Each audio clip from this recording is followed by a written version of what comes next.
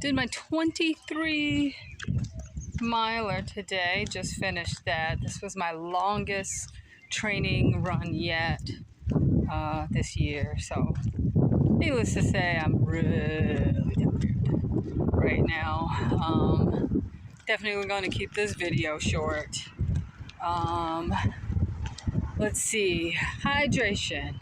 I use my the recipe, the Runner's World recipe, the limey pineapple recipe. Do well with that. It worked out well for me. I really like that recipe. I'll try to drop it in give you a link for that in the description of this video if you want it. Let's see, what else?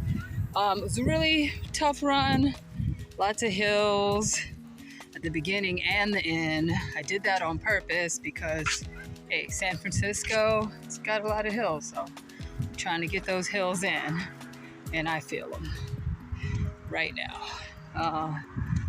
Let's see, other than that, I still did my runs this week, Tuesday and Thursday, 30 minutes each.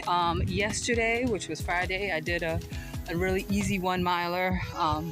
For today, this whole run was done in zone 2. That's a really low heart rate training zone, not the lowest. Yesterday, I ran in the lowest zone, but today, I ran in zone 2. Yesterday was zone 1. So today I tried to stay around 140 beats per minute maximum. So I did really well with that. Towards the end of my run, my pace slowed down at least a minute to just so I could stay in that heart rate range. So I was running like in the 11 minute pace range most of the run, and then like towards a couple miles at the end, I was going down to like 13 minute. Even one split, I had like a 14-minute pace. But it's better than what I've done in the past, so I'm looking to that as progress. And I'm sorry about the sun here. I think I'm in the wrong. Trying to get the sunlight.